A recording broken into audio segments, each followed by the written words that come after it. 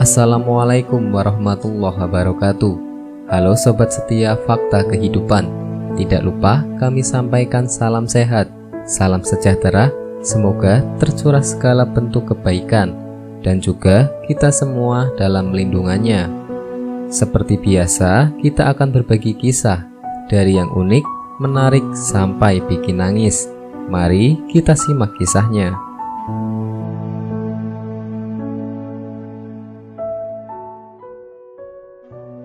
Tiga kisah nyata ini jadi bukti dahsyatnya kalimat istighfar. Mari memperbanyak istighfar.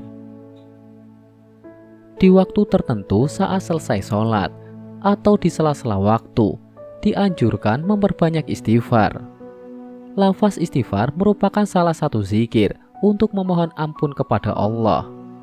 Biasanya setelah sholat, umat muslim tidak akan melewatkan untuk mengucapkan kalimat astaghfirullahaladzim tersebut. Harapannya, istighfar mampu menghapuskan dosa-dosa yang diperbuat. Ternyata tidak hanya memohon ampunan. Kalimat zikir yang sering diucapkan Nabi Muhammad ini juga memiliki banyak keutamaan lain jika diamalkan. Kisah-kisah berikut ini menceritakan bagaimana keajaiban amalan istighfar dalam kehidupan. Mulai dari kisah pedagang roti yang ingin bertemu dengan Imam Ahmad, hingga nenek tua renta yang mengharapkan pertolongan dokter untuk menyembuhkan cucunya. Bagaimana kisah lengkapnya? Simak video berikut ini. Yang pertama, kisah ajaib pedagang roti. Imam Ahmad radhiyallahu an merupakan salah satu ulama mazhab 4 yang namanya masyhur hingga saat ini. Pada zamannya, ia begitu dieluk-elukan oleh banyak orang. Dalam sebuah kisah yang ditulis Imam Jauzi rahimahumullah, dalam buku tentang Imam Ahmad, dikisahkan bahwa saat sang imam memasuki usia senja, beliau begitu ingin pergi ke negeri Syam. Namun anehnya, Imam Ahmad sama sekali tidak memiliki tujuan yang jelas. Kenapa ia ingin pergi ke tempat itu? Padahal ia harus menempuh perjalanan jauh dari kediamannya di Baghdad menuju Syam. Sesampainya di Syam, Imam Ahmad berhenti untuk menunaikan sholat zuhur. Tidak ada yang mengenalinya, mengingat pada zaman dahulu teknologi tidak secanggih saat ini. Ia menunggu di masjid tersebut hingga menjelang sholat asar. Setelah sholat asar, sang imam membaca Al-Quran untuk menunggu waktu maghrib dan isya. Setelah habis malam, Imam Ahmad kemudian ingin tidur dan beristirahat di masjid tersebut. Namun penjaga masjid tidak mengizinkan ia tidur di sana. "Wahai Syekh, Anda tidak boleh tidur di sini. Ini peraturan, silahkan pergi," kata penjaga. Namun Imam Ahmad menolak. "Saya musafir. Saya ingin beristirahat di sini," jawab sang imam. Namun sang penjaga tetap menolak dan memintanya untuk keluar, lalu kemudian mengunci pintu masjid tersebut. Setelah penjaga tersebut pergi, Imam Ahmad kembali beristirahat di pelantaran masjid. Tapi sang penjaga kembali datang dan lagi-lagi mengusirnya hingga mendorongnya menuju ke jalan. Lalu ada tukang roti yang rumahnya tidak jauh dari masjid melihat kondisi tersebut. Tukang roti tersebut memanggilnya. "Wahai Syekh, kemarilah beristirahat di tokoku." Kemudian Imam Ahmad masuk ke toko roti tersebut. "Rumahku tidak jauh dari sini. Ini toko rotiku. Di belakang sana ada ruangan untuk beristirahat. Beristirahatlah malam ini, dan besok pagi engkau bisa melanjutkan perjalanan lagi."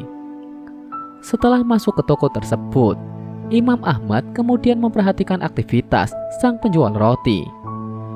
Dan ada satu hal yang paling menarik perhatian beliau dari lelaki ini, yakni ucapan zikir dan doa istighfar yang terus meluncur dari mulutnya tanpa putus sejak awal ia mulai mengerjakan adonan rotinya. Imam Ahmad yang kagum lalu bertanya, "Sejak kapan Anda selalu beristighfar tanpa henti seperti ini?" Ia menjawab, "Sejak lama sekali. Ini sudah menjadi kebiasaan rutin saya, hampir dalam segala kondisi." Lalu Imam Ahmad bertanya lagi, "Lantas apa hasilnya?" "Ya Allah mengabulkan semua permintaanku," jawabnya. "Lalu apa permintaanmu yang belum dikabulkan Allah?" tanya sang imam. Si lelaki saleh ini pun melanjutkan jawabannya dan berkata, "Sudah cukup lama saya selalu berdoa, memohon kepada Allah untuk bisa dipertemukan dengan seorang ulama besar yang sangat saya cintai dan agungkan. Beliau adalah Imam Ahmad bin Hambal." Allahu Akbar. Karena istighfarmunlah Allah mendatangkan saya datang ke kotamu ini tanpa alasan yang jelas. Karena istighfarmunlah marbot masjid melarang saya untuk tidur di masjid. Karena istighfarmunlah engkau menawarkan aku istirahat di tempatmu. Sayalah Ahmad bin Hambal. Masya Allah, Allah subhanahu wa ta'ala mendatangkan Imam Ahmad ke rumahnya karena istighfarnya. Yang kedua, ajaibnya istighfar seorang ibu. Kisah selanjutnya belum lama terjadi, yang bercerita tentang seorang ibu yang tinggal berada di wilayah Kashmir. Ibu ini memiliki anak perempuan yang memiliki penyakit tulang. Si ibu selalu berdoa kepada Allah Subhanahu wa Ta'ala sambil beristighfar. Pasalnya, dia sudah membawa anaknya ke dokter di sekitar wilayahnya, namun tidak mendapatkan hasil. Mereka hanya bilang bahwa hanya ada satu dokter yang mampu menangani penyakit ini. Dokter tersebut seorang muslim, spesialis tulang. Namun sayangnya, ia tinggal sangat jauh, yakni di India.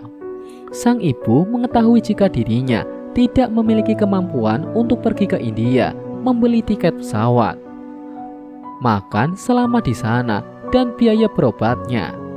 Maka ibu ini hanya memperbanyak doa dan istighfar. Ringkas cerita, dokter yang menjadi target keluar dari India untuk mengisi sebuah acara dan melewati wilayah Kashmir. Tiba-tiba pilotnya bilang tidak bisa terbang karena ada hujan dan badai dan harus turun di wilayah ini. Setelah turun, tiba-tiba berkata, "Saya harus menghadiri seminar. Berapa jauh lagi wilayah ini dari tempat tujuan?" Ternyata waktu yang dibutuhkan untuk sampai sekitar 4 jam. Sehingga sang dokter memilih untuk menyewa mobil karena waktu seminar sekitar 6 jam lagi. Akhirnya ia meninggalkan bandara untuk melanjutkan lokasi seminar. Namun sayang, baru sebentar meninggalkan bandar, hujan semakin lebat sehingga supir tidak bisa melanjutkan perjalanan. Karena jika dipaksakan, maka mereka akan menghadapi badai. Akhirnya, dokter menyetujui untuk beristirahat dengan mendatangi rumah penduduk setempat. Rumah tersebut tampak tua yang terbuat dari kayu yang reot. Lalu dokternya mengetuk pintu, ucapkan salam dan meminta bantuan agar sang pemilik rumah memberikan tumpangan.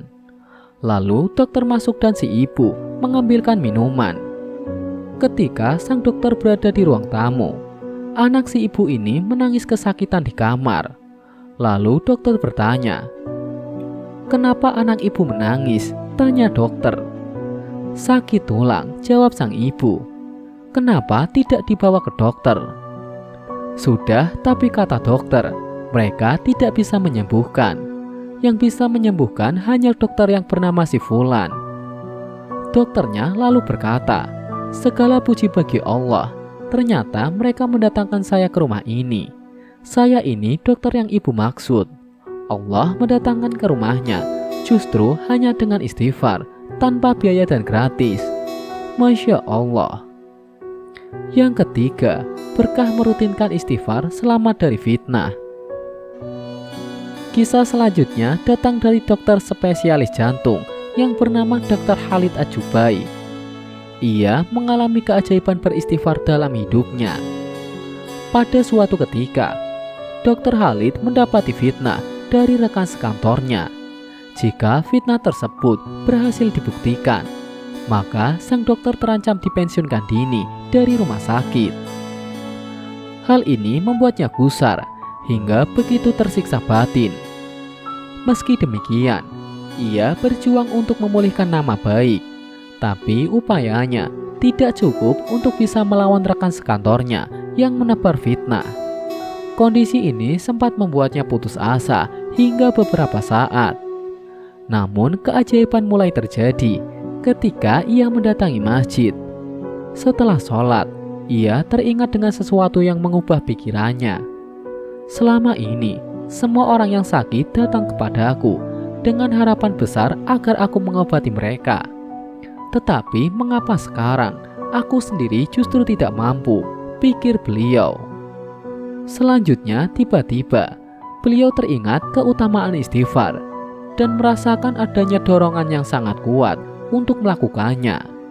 Maka sepanjang perjalanan pulang, beliau pun mulai mengulang-ulang bacaan istighfar ini. Astaghfirullahaladzim, la ilaha illallah wal hayyul qayyum wa tubu ilaihi. Aku beristighfar memohon ampun kepada Allah, yang tiada Tuhan yang berhak diibadahi selain Dia, yang maha hidup, yang maha mengurus dan maha berobat kepadanya, dan aku bertobat kepadanya. Hadis riwayat Al-Hakim dari Ibnu Mas'ud dan At-Tanisi dari Bilal bin Yasir bin Zaid. Sesampainya di rumah, ada perasaan lega yang begitu dahsyat.